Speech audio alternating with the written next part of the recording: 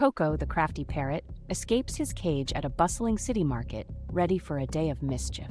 He begins by mimicking a vendor's calls, creating confusion among shoppers as they scramble for non-existent sales.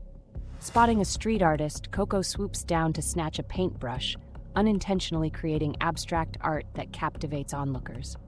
His antics continue as he imitates a guard's whistle at a museum entrance, causing a momentary shuffle of feet among visitors. Ultimately, Coco's day culminates in a playful circle dance around a water fountain, drawing laughter from all before casually returning to his cage with a satisfied squawk.